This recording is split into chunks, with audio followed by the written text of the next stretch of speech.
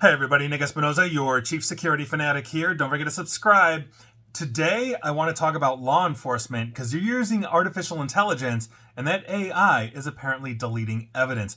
This ain't good. And basically, Ashley Bellinger of ours had a good write-up on what the EFF or Electronic Frontier Foundation is doing because this past Thursday, that digital rights group published an investigation into AI-generated police reports that essentially EFF is alleging are, by design, nearly impossible to audit and could make it easier for the police to lie under oath. So what we're talking about is Axon. They're basically the body cam company. They have something called Draft One. This came out last summer at basically a police department in Colorado and started raising questions about basically the feared negative impacts of an AI-written police report basically circulating within the criminal justice system.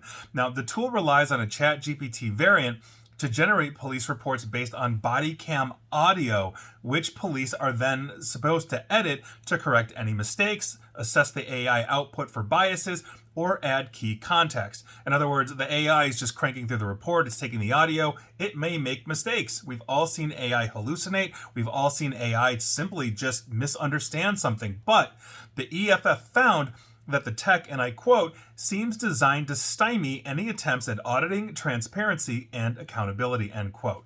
Now, the police do not have to disclose when AI is used in every department, and Draft One, that platform, does not save drafts or retain a record showing which parts of the report are AI generated. In other words, you could be reading this thinking the officer actually did it when the AI did, or vice versa.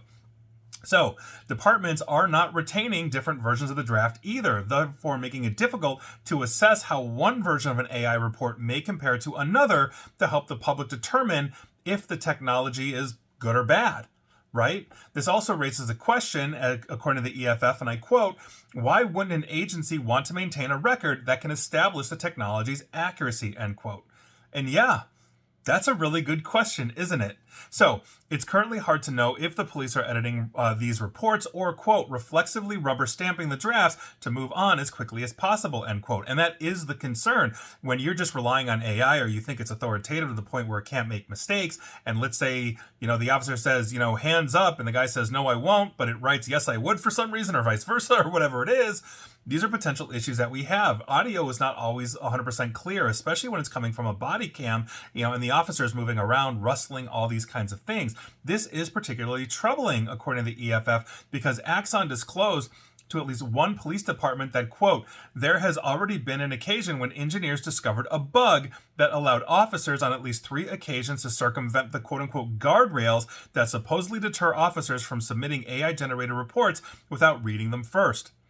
In other words, you are basically going ahead as a law enforcement officer, letting this thing crank it out, you're hitting save and you're sending it off, and there's no review process whatsoever, and the system is supposed to have a guardrail to say, hey, wait a second, officer friendly, let's go ahead and read that report and make sure that the AI, is accurate, and apparently that's not happening. The AI tool could also possibly be, quote, overstepping its interpretation of the audio, end quote, possibly misinterpreting slang or adding context that didn't actually happen. And I see this in like Zoom and Teams meetings where I get an AI transcript that said, oh, Nick said this, Nick said that. And oftentimes I have to go in and say, I didn't say this. I actually said this. Let me clarify that position. I look at those things specifically because I don't want anybody else in that meeting making an assumption on what I said, so I correct the record as fast as I humanly can. That's what we're talking about here, but this is literally law enforcement action, which could potentially be evidence against somebody in court when it's not actually real. This is a major concern, and the EFF is completely right. I mean, basically, AI reports can give police a quote-unquote smoke screen, perhaps even allowing them to dodge consequences for lying on the stand by blaming the AI tool for any, quote, biased language, inaccuracies, misinterpretations, or lies, end quote. In other words, I didn't basically write it down malevolently, the AI did. And how do we know the difference? Quote, there's no record showing whether the culprit was the officer or the AI. This makes it extremely difficult, if not impossible, to assess how the system affects justice outcomes over time, end quote. And that's exactly it. We know overwhelmingly most law enforcement are good people. They want to do law enforcement things. They want to help and serve the community. Some don't.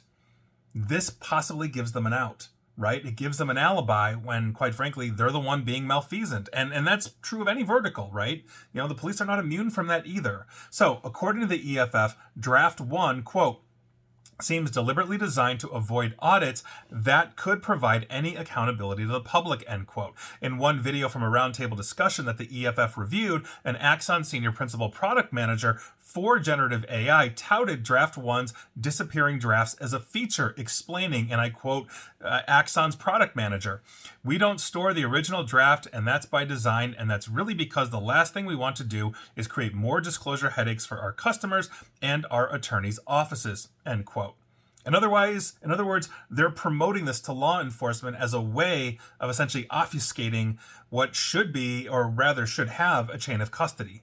So the EFF is calling for a nationwide effort to monitor AI-generated police reports. I'm a big fan of that, which are expected to be increasingly deployed in many cities over the next few years. Everybody's using ChatGPT to cheat in college. Cops might as well use it too, right? And they're also publishing a guide to help journalists and others submit record requests to monitor police use in their area. But, and I quote, "Unfortunately, obtaining these records isn't easy. In many cases, it's straight up impossible," end quote. And if Axon is literally doing that, that's the issue. And I don't think AI should be in use by law enforcement when writing reports. I understand it makes it easier. Local journalism is doing it for local high school sports scores. Again, college kids are using it to write term papers.